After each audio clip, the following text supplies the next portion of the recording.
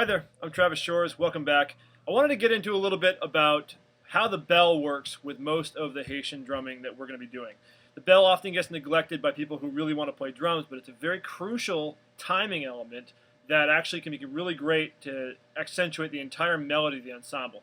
So what I'd like to do first right now is go over a little bit of how the bell functions, and then I'm going to play the bell with the Boula part so that you can practice some of the Maman and the Ogan parts that you know for the Yanvalou rhythms with this recording, or at least so you can get it in your head of where things should be.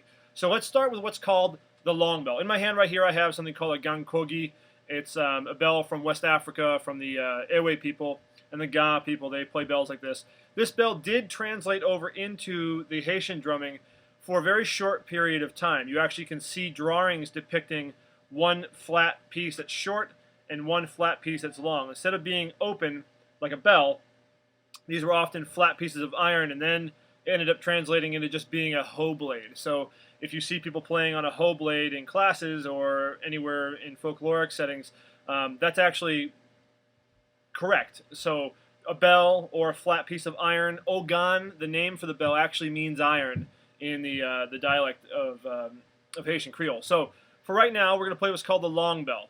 So it's going to be going 1, 2, 3, 4, 5, 6. 1, 2, 3, 4, 5, 6. So slowly, you have 3 up front, then a double,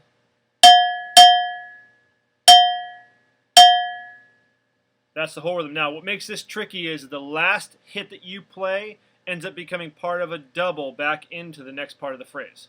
So if we have it very slowly, we hear 1, 2, 3, 4, 5, 6.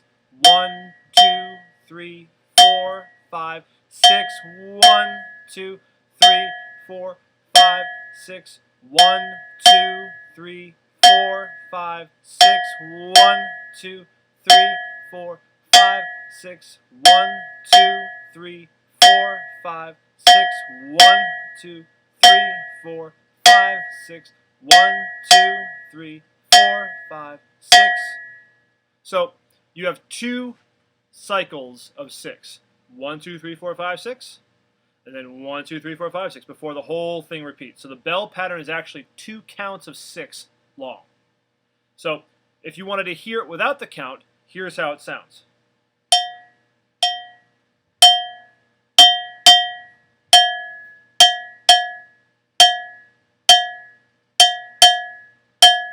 And 1.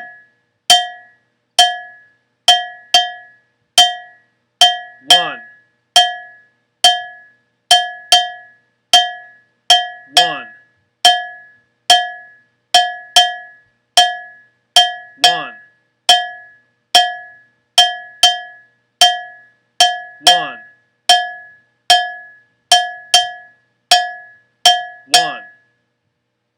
This is a little tricky. On the sheets that I sometimes provide for students, you'll see a bunch of X's with a count. That's where you get your hands used to playing this stuff very, very slowly. The more your hand gets used to figuring out where those doubles lie very slowly, then you can start playing it at this tempo.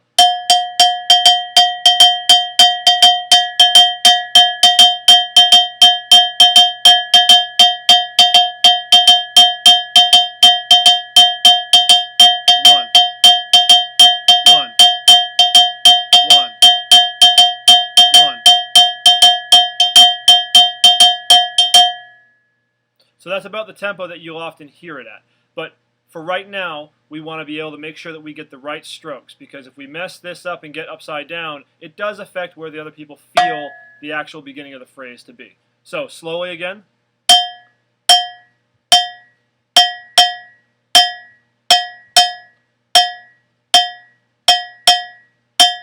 And 1. And 1. And 1. And 1, 2, 3, 4, 5, 6. 1, 2, 4, 6. 1, 2, 3, 5, 6. 1, 2, 4, 6. 1, 2, 3, 5, 6. 1, 2, 4, 6. 1. Now that the bell is in your head and you can kind of roll through this and keep practicing it, take a look at any pages that you might have that show this bell part. It's a very common bell part referred to as the long bell, or the Afro 6 bell, or the Afro 6 long bell. It's all through West Africa. It's all through the Caribbean as well. This kind of idea of bell. There is a short bell, but we're not going to get into that yet. It actually just moves the double over a little bit. So, okay, now that we're all set up, so bell, and then the bula is going to be playing on here. I'm going to start with the bell and the clack on the side of the drum.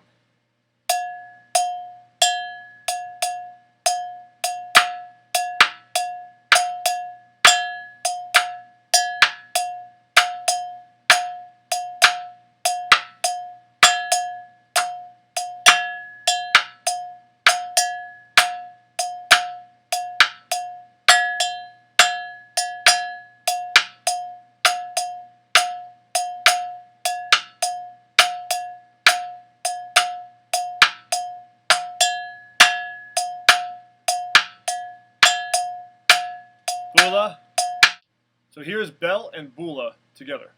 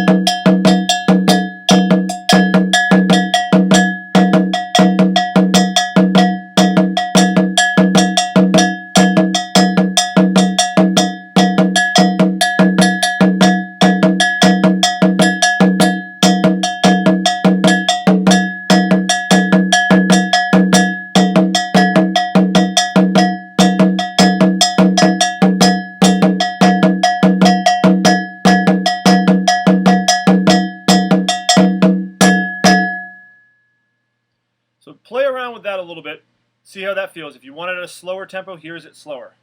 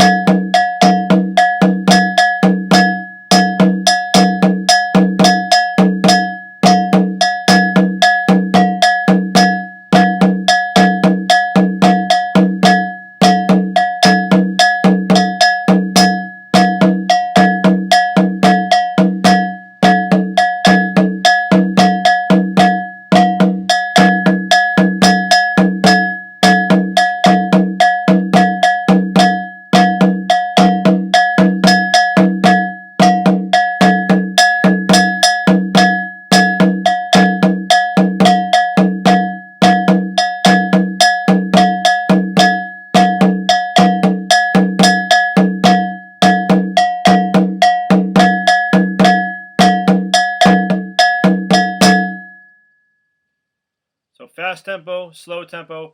Pretty much when you hear, that's when the click on the side of the drum is not happening. So you're going to hear this as the tones.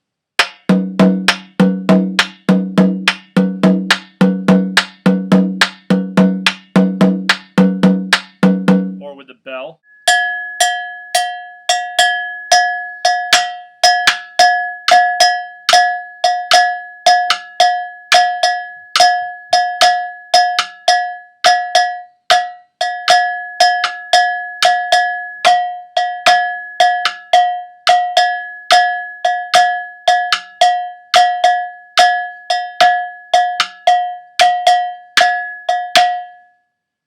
So that's your timing. Work with that. We'll see you next time.